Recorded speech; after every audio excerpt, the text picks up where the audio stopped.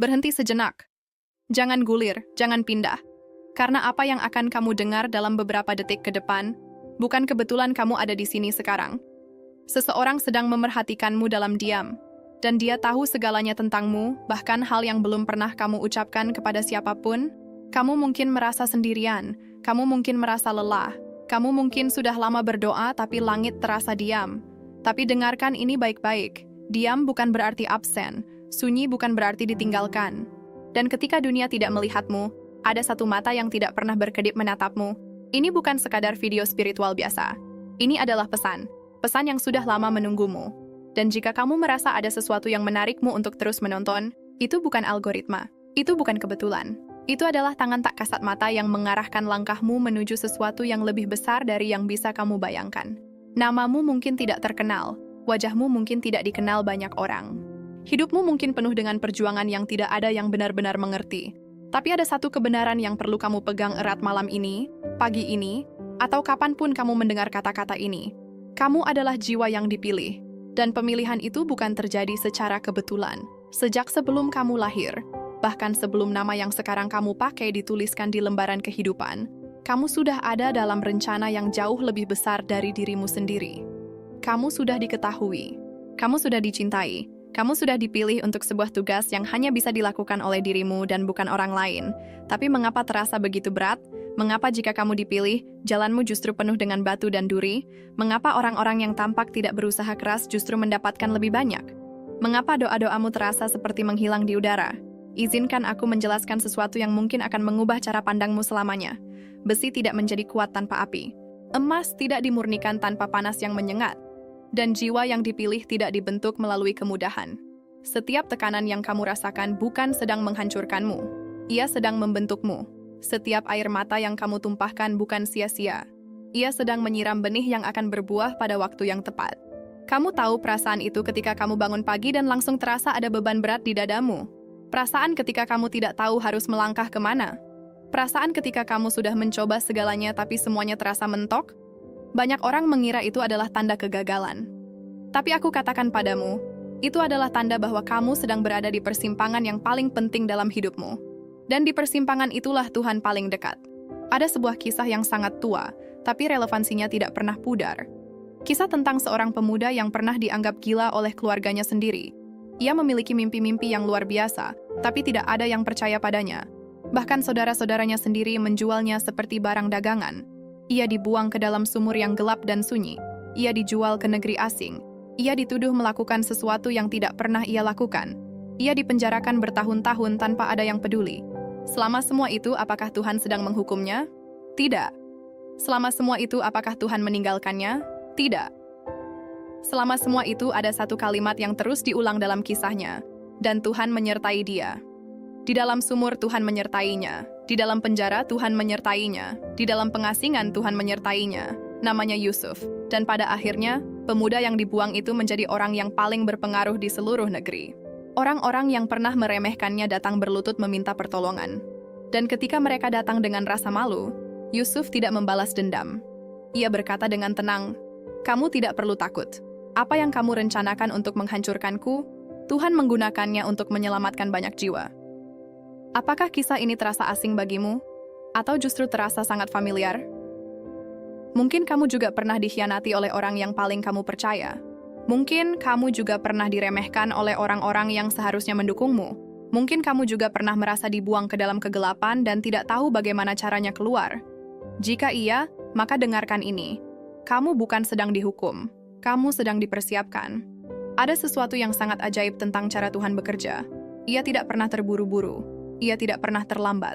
Waktunya selalu sempurna, meskipun seringkali terasa menyiksa bagi kita yang hidup dalam ketidaksabaran. Kamu pernah melihat bagaimana sebuah kupu-kupu lahir? Ada momen ketika ia berjuang keras di dalam kepompongnya. Banyak orang yang tidak tahu kalau kamu membuka kepompong itu untuk membantu si kupu-kupu karena merasa kasihan, kamu justru membunuhnya. Karena perjuangan itulah yang memompa cairan ke dalam sayapnya. Tanpa perjuangan itu, sayapnya tidak akan cukup kuat untuk terbang. Perjuanganmu adalah kepompongmu. Dan Tuhan tidak membukanya sebelum waktunya, bukan karena ia tidak peduli, tapi justru karena ia terlalu peduli. Sekarang aku ingin bicara tentang sesuatu yang lebih dalam. tentang mengapa beberapa jiwa sepertinya dipanggil menjalani jalan yang lebih berat dari yang lain. Ada jiwa-jiwa tertentu yang sejak kelahirannya sudah membawa dalam dirinya sebuah kapasitas yang luar biasa untuk merasakan sesuatu yang lebih dalam, mencintai sesuatu yang lebih tulus, dan memahami sesuatu yang melampaui pemahaman biasa. Jiwa-jiwa ini seringkali adalah jiwa yang paling sering menangis, yang paling sering merasa tidak diterima, yang paling sering berjuang dengan pertanyaan-pertanyaan besar dalam hidupnya. Mengapa aku di sini? Apa tujuanku sebenarnya?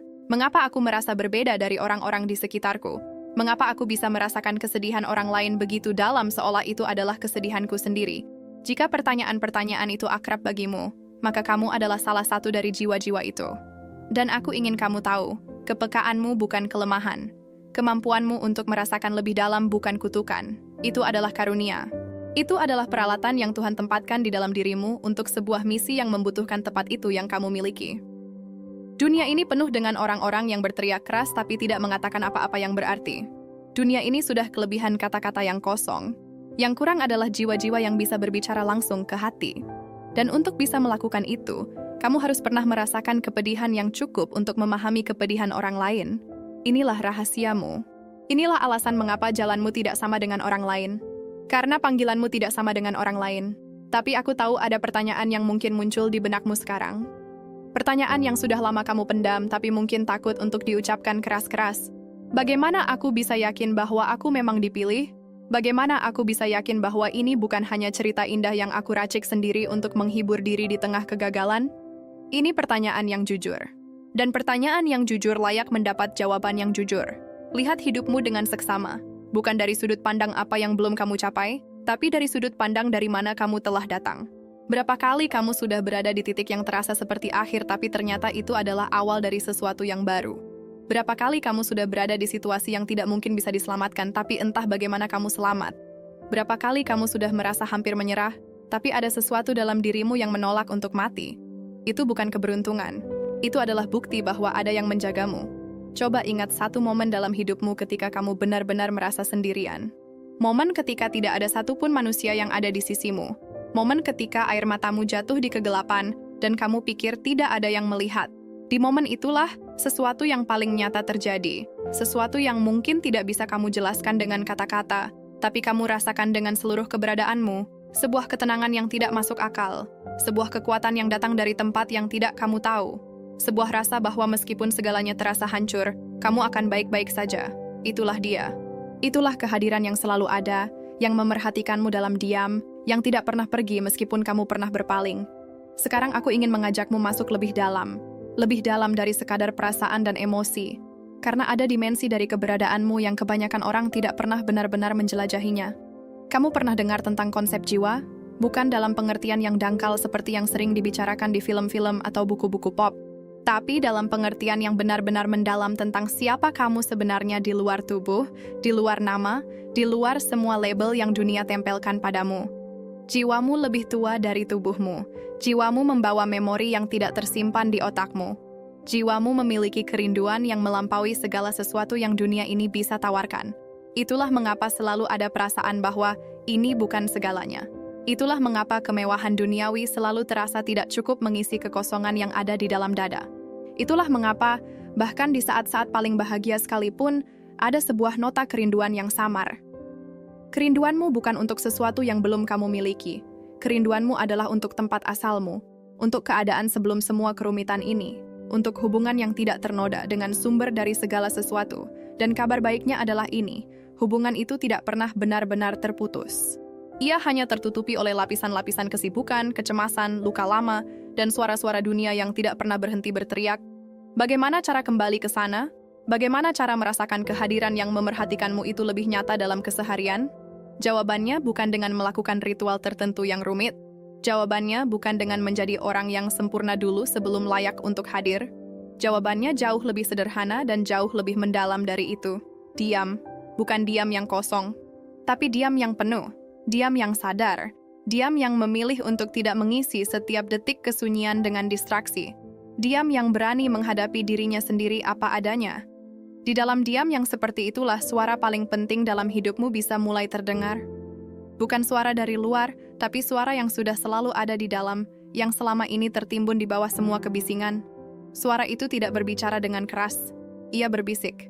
Tapi bisikannya lebih nyata dari semua teriakan yang pernah kamu dengar. Ia berbicara dalam bahasa yang tidak memerlukan kata-kata, dalam bahasa perasaan yang terdalam, dalam bahasa yang jiwamu sudah tahu cara membacanya, meskipun pikiranmu mungkin belum. Ada alasan mengapa hampir setiap tradisi spiritual di seluruh dunia, tanpa terkecuali, menekankan pentingnya keheningan dan kontemplasi.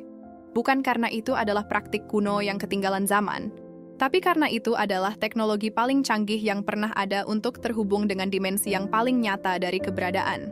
Kita hidup di zaman ketika perhatian kita diperebutkan setiap detik. Setiap notifikasi, setiap scroll, setiap konten yang terus mengalir, semuanya dirancang untuk mencuri sepotong kesadaranmu. Dan ketika kesadaranmu tersebar kemana-mana, kamu tidak lagi hadir dimanapun. Termasuk di dalam dirimu sendiri. Ini bukan tentang menjauhi teknologi. Ini tentang memilih dengan sadar di mana kamu meletakkan perhatianmu. Karena perhatianmu adalah hidupmu, di mana perhatianmu berada, disitulah kamu hidup. Dan jika perhatianmu terus-menerus tersedot keluar, ke permukaan, ke apa yang tampak, maka kamu akan terus kehilangan kontak dengan kedalaman yang ada di dalam. Tapi di saat kamu memilih untuk berbalik ke dalam, bahkan hanya untuk beberapa menit setiap hari, sesuatu mulai berubah. Tidak secara dramatis, tidak sekaligus, tapi secara perlahan. Seperti fajar yang datang bukan dengan ledakan, tapi dengan cahaya yang perlahan mengisi langit. Kamu mulai merasakan ketenangan yang tidak bergantung pada situasi. Kamu mulai membuat keputusan dari tempat yang lebih dalam dari sekadar ketakutan atau keinginan sesaat. Kamu mulai melihat orang-orang di sekitarmu dengan mata yang berbeda, dengan lebih banyak rasa iba dan lebih sedikit penghakiman. Kamu mulai merasakan bahwa setiap momen, bahkan yang paling biasa, mengandung sesuatu yang suci. Inilah yang dimaksud dengan berjalan dalam kesadaran spiritual. Bukan berarti kamu sempurna. Bukan berarti kamu tidak pernah marah atau takut atau sedih, tapi berarti kamu memiliki tempat untuk kembali di tengah semua itu. Tempat di dalam dirimu sendiri yang tidak bisa diusik oleh keadaan apapun. Sekarang, aku ingin berbicara tentang sesuatu yang mungkin mengganggumu. Sesuatu yang mungkin menjadi batu sandungan terbesar dalam perjalanan spiritualmu. Orang-orang. Lebih spesifik lagi, orang-orang yang meragukan, mengkritik, atau bahkan menertawakan jalan yang kamu pilih. Ini adalah ujian yang paling nyata, dan paling tidak banyak dibicarakan dalam konteks pertumbuhan spiritual. Karena mudah untuk mempertahankan kedamaianmu ketika kamu sendirian dalam keheningan. Tapi bagaimana ketika orang yang paling kamu cintai tidak mengerti? Bagaimana ketika mereka menganggap perubahan yang terjadi dalam dirimu sebagai sesuatu yang aneh atau berlebihan? Bagaimana ketika lingkunganmu tidak mendukung, bahkan aktif mencoba menarikmu kembali ke pola lama? Ini bukan tentang menjadi sombong secara spiritual, bukan tentang merasa lebih tinggi dari orang lain, tapi ini tentang memahami bahwa setiap jiwa berada dalam perjalanannya sendiri dengan kecepatan dan waktu yang ditentukan untuk mereka. Kamu tidak bisa memaksa siapapun untuk terbangun sebelum waktunya, sama seperti tidak ada yang bisa memaksamu di waktu kamu sendiri belum siap. Yang bisa kamu lakukan adalah terus berjalan, terus tumbuh, terus memancarkan cahaya yang kamu temukan dalam dirimu sendiri. Bukan dengan cara memaksakan atau menggurui, tapi dengan cara menjadi. Karena kehadiran seseorang yang benar-benar hidup dari tempat yang dalam jauh lebih berbicara dari 1000 kata. Ada pepatah lama yang berkata, lilin yang menyala tidak perlu menjelaskan dirinya kepada kegelapan.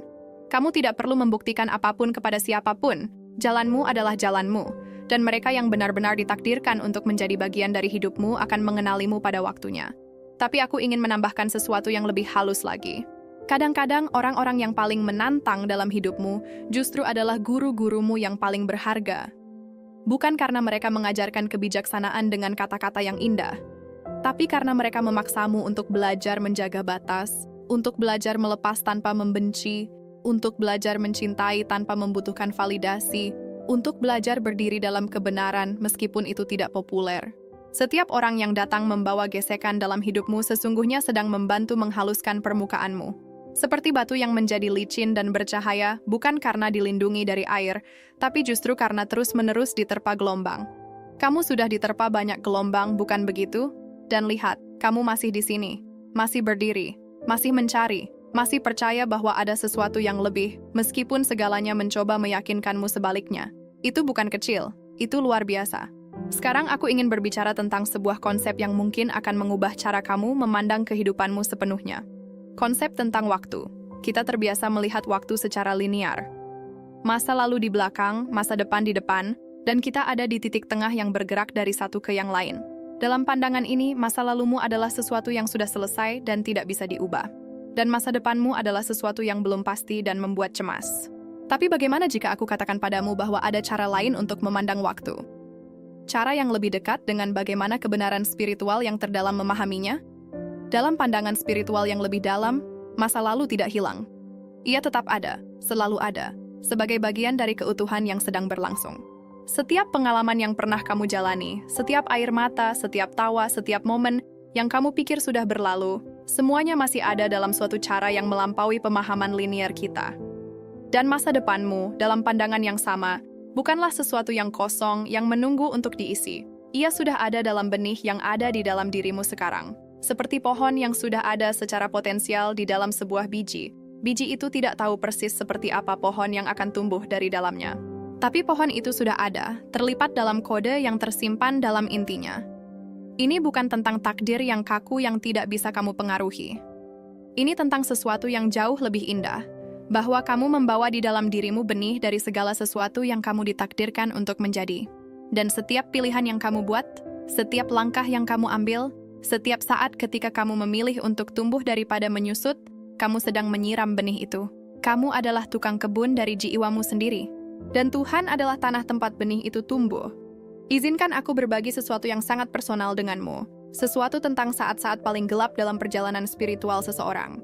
Ada momen-momen ketika kegelapan begitu tebal sehingga bahkan cahaya yang kamu tahu ada di sana terasa seperti ilusi. Momen ketika doa terasa seperti berbicara pada tembok. Momen ketika segala kepercayaanmu terasa seperti bangunan kartu yang siap roboh di tiupan pertama. Dalam tradisi mistis, ini dikenal dengan berbagai nama. Malam gelap jiwa, gurun spiritual, lembah bayangan kematian. Ini bukan fase yang perlu kamu hindari atau takuti. Ini adalah bagian dari perjalanan.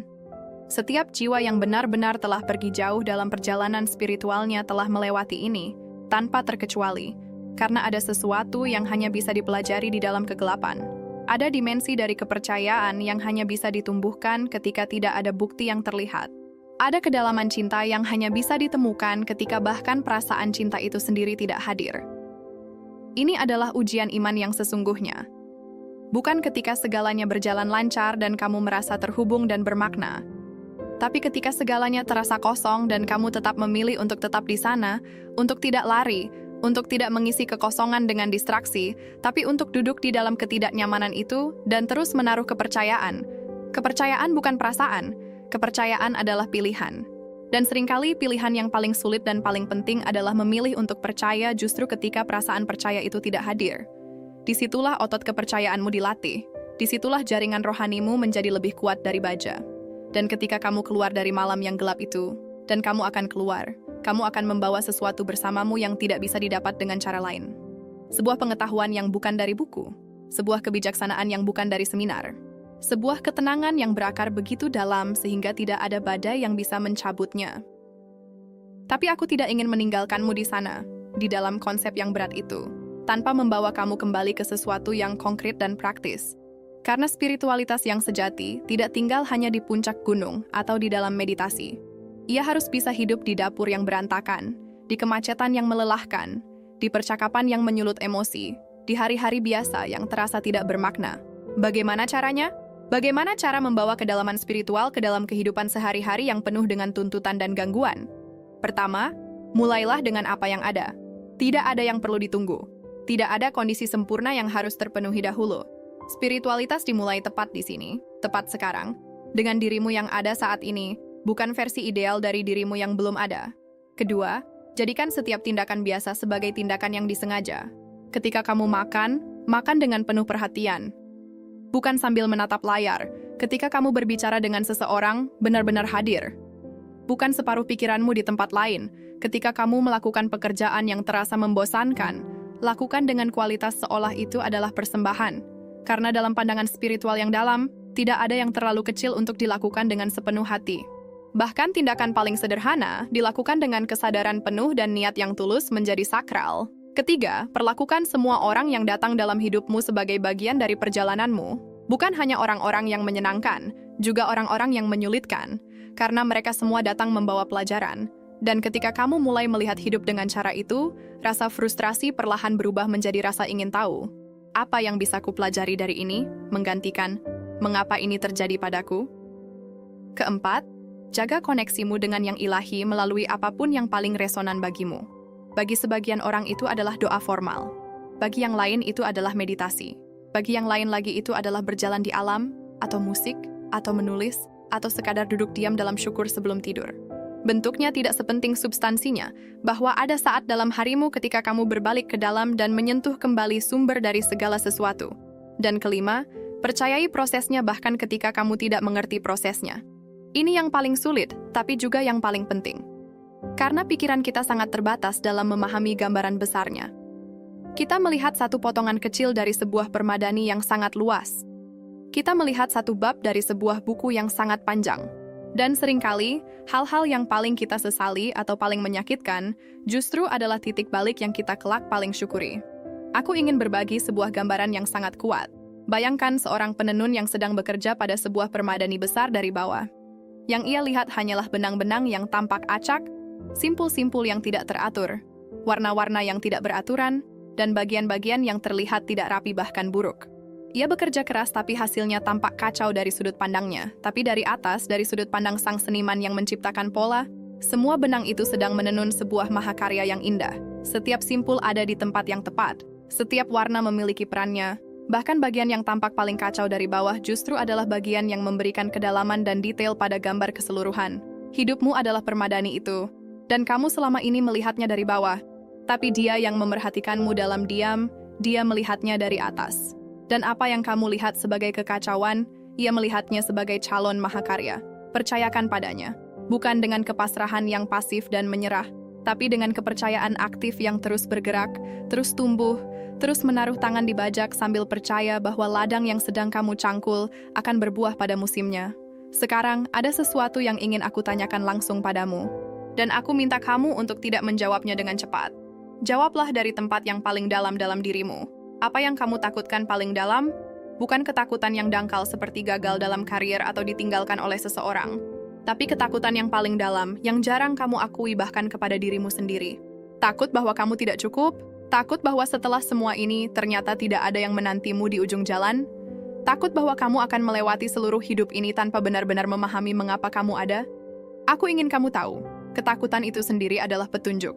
Karena kita paling takut kehilangan apa yang paling kita dambakan. Dan apa yang paling kamu dambakan, yaitu makna, kehadiran, kepastian bahwa hidupmu berarti, itu bukan sesuatu yang kamu inginkan secara sembarangan.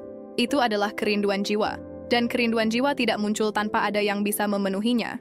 Kelaparan menunjukkan adanya makanan. Rasa haus menunjukkan adanya air. Kerinduan jiwamu menunjukkan adanya sesuatu yang mampu memenuhinya. Dan sesuatu itu nyata.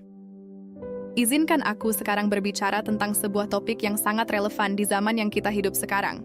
Kelelahan spiritual di tengah dunia yang serba cepat. Banyak jiwa yang secara tulus mencari tapi merasa kelelahan. Bukan kelelahan fisik, tapi kelelahan yang lebih halus dan lebih dalam.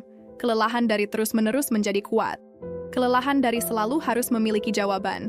Kelelahan dari ekspektasi untuk terus bertumbuh dan berkembang, seolah pertumbuhan spiritual adalah proyek yang harus diselesaikan dengan tenggat waktu. Ada tekanan yang sangat nyata, terutama di era media sosial ini, untuk selalu memperlihatkan versi terbaik dari perjalanan spiritualmu, untuk terlihat damai ketika kamu sedang tidak damai, untuk berterima kasih ketika kamu sedang marah, untuk mengutip kebijaksanaan ketika kamu sendiri sedang membutuhkan kebijaksanaan itu. Ini bukan spiritualitas, ini adalah pertunjukan spiritualitas. Dan perbedaan itu sangat besar. Spiritualitas yang sejati memberimu ruang untuk tidak baik-baik saja. Ia tidak mengharuskanmu selalu tenang. Ia tidak mendiskualifikasimu karena kamu masih marah, masih takut, masih bergulat dengan hal-hal yang sama berulang kali. Yesus menangis di kubur Lazarus meskipun ia tahu ia akan membangkitkannya beberapa saat lagi. Bukan karena ia tidak punya iman, tapi karena kesedihan manusiawi itu nyata dan valid dan tidak perlu disembunyikan bahkan di hadapan keilahian. David, sang raja dan pemazmur, menulis dalam mazmurnya ekspresi-ekspresi keputusasaan, kemarahan, kebingungan yang sangat jujur. Tuhan, mengapa engkau bersembunyi? Sudah berapa lama lagi aku harus menunggu? Ini bukan kurangnya iman. Ini adalah kedekatan yang begitu nyata sehingga tidak perlu berpura-pura. Kamu punya izin untuk tidak baik-baik saja di hadapan Tuhan. Kamu punya izin untuk membawa seluruh kekacauanmu, seluruh pertanyaanmu, seluruh kemarahanmu, dan menaruhnya di hadapannya tanpa merapikannya terlebih dahulu. Karena ia tidak membutuhkan kamu untuk terlihat rapi. Ia membutuhkan kamu untuk hadir. Hadir apa adanya. Hancur apa adanya. Bingung apa adanya. Marah apa adanya. Dari kejujuran itulah koneksi yang paling nyata bisa terbentuk. Bukan dari presentasi yang sempurna. Aku ingin sekarang berbicara tentang sesuatu yang sangat praktis tapi sering diabaikan dalam pembicaraan spiritual. Tubuhmu. Banyak tradisi spiritual yang cenderung memisahkan tubuh dan jiwa, seolah tubuh adalah penjara bagi jiwa dan spiritualitas berarti mengatasi atau melampaui tubuh. Ini adalah kesalahpahaman yang sangat umum dan sangat merugikan. Tubuhmu adalah wahana jiwamu. Ia adalah kuil yang hidup. Cara kamu memperlakukan tubuhmu adalah cerminan dari cara kamu memandang dirimu sendiri sebagai ciptaan yang berharga. Ketika kamu tidak tidur cukup, ketika kamu mengonsumsi hal-hal yang meracuni tubuhmu, ketika kamu tidak bergerak, ketika kamu mengabaikan sinyal-sinyal yang tubuhmu kirimkan padamu, kamu bukan hanya melukai fisikmu, kamu juga menghalangi kapasitasmu untuk hadir, untuk merasakan, untuk terhubung secara penuh dengan dimensi yang lebih dalam. Ini bukan tentang menjadi obsesif dengan kesehatan fisik, ini tentang menghormati rumah yang jiwamu tinggali di kehidupan ini. Tidur yang cukup adalah tindakan spiritual, makan dengan penuh perhatian adalah tindakan spiritual, berjalan di alam dan menghirup udara segar adalah tindakan spiritual. Mendengarkan apa yang tubuhmu butuhkan dan meresponnya dengan kelembutan adalah tindakan spiritual. Karena semua ini adalah cara kamu berkata kepada dirimu sendiri, aku berharga. Keberadaanku layak untuk dirawat. Aku cukup penting untuk diperlakukan dengan baik, bahkan oleh diriku sendiri. Dan dari tempat perawatan diri yang tulus itu, kapasitasmu untuk memberi, untuk hadir, untuk melayani orang lain, semuanya meningkat secara dramatis. Kamu tidak bisa menuangkan dari cangkir yang kosong. Dan mengisi cangkirmu bukan keegoisan. Itu adalah prasyarat dari pelayanan yang berkelanjutan. Sekarang izinkan aku membawa kamu ke dimensi yang lebih kosmis dari percakapan ini. Ada sebuah kepercayaan yang tersebar di berbagai tradisi spiritual dari seluruh penjuru dunia. Meski berbeda dalam detail dan terminologi, inti pesannya sangat konsisten. Bahwa kita hidup di waktu yang sangat khusus dalam sejarah kesadaran manusia. Bahwa ada sebuah pergantian yang sedang terjadi, pergantian yang tidak terlihat di headline berita, yang tidak dibincangkan di ruang-ruang kekuasaan, tapi yang dapat dirasakan oleh jiwa-jiwa yang cukup diam untuk merasakannya. Sebuah kebangkitan. Sebuah pergeseran dalam kesadaran kolektif manusia. Sebuah momen ketika semakin banyak jiwa terbangun dari tidur panjang dan mulai bertanya pertanyaan-pertanyaan yang lebih dalam. Dan jiwa-jiwa yang terbangun itu bukan secara kebetulan tersebar di seluruh penjuru bumi pada saat yang bersamaan. Ini adalah desain.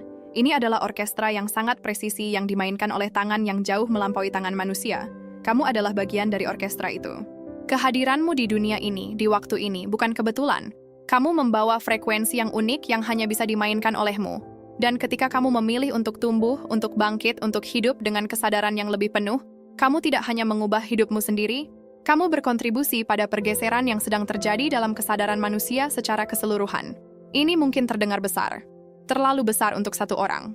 Tapi setiap perubahan besar dalam sejarah manusia selalu dimulai dari individu-individu yang memilih untuk hidup berbeda. Yang memilih kejujuran daripada kepalsuan yang nyaman.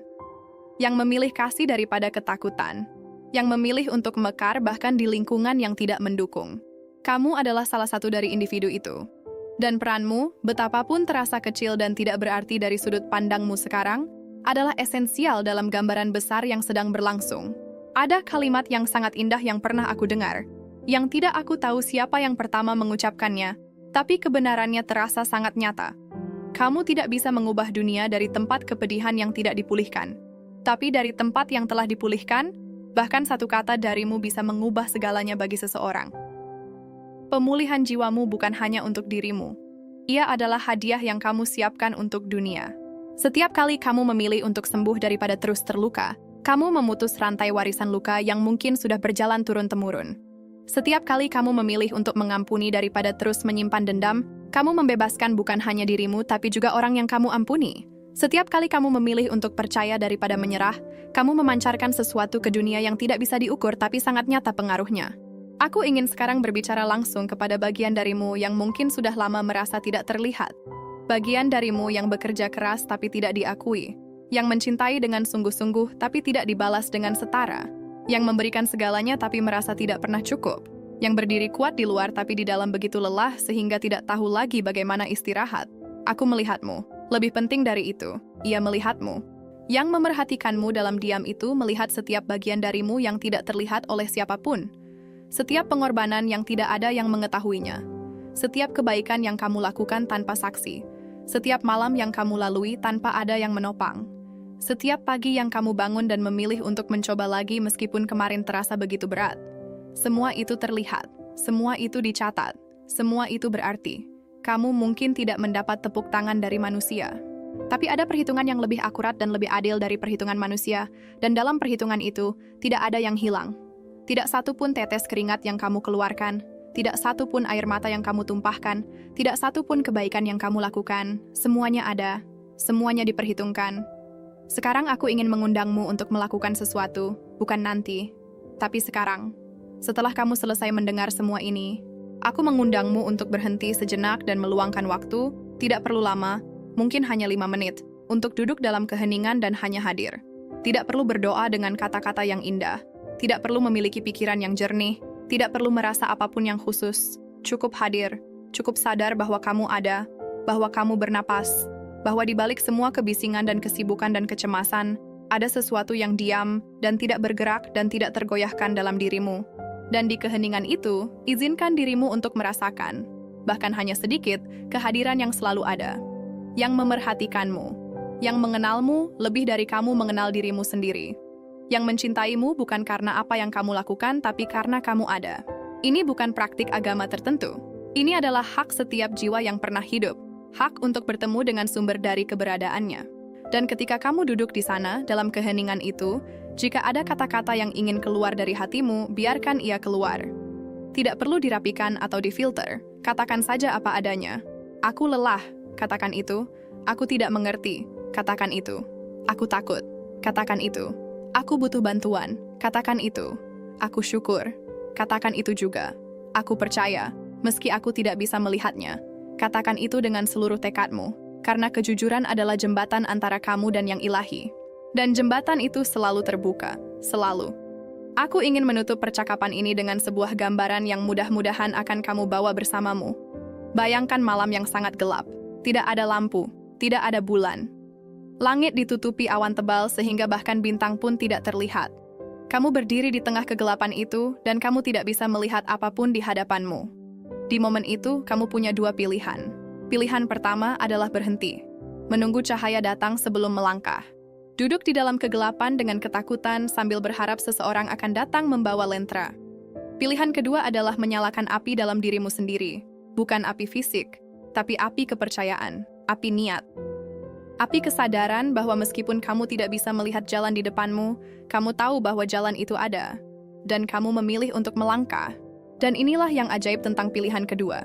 Ketika kamu mulai melangkah dengan api itu di dalam dirimu, kegelapan tidak sepenuhnya hilang, tapi kamu mulai melihat cukup jauh untuk mengambil langkah berikutnya. Dan setelah langkah itu, kamu bisa melihat 1 langkah lagi. Dan begitu seterusnya. Kamu tidak membutuhkan seluruh jalan yang terang sebelum melangkah.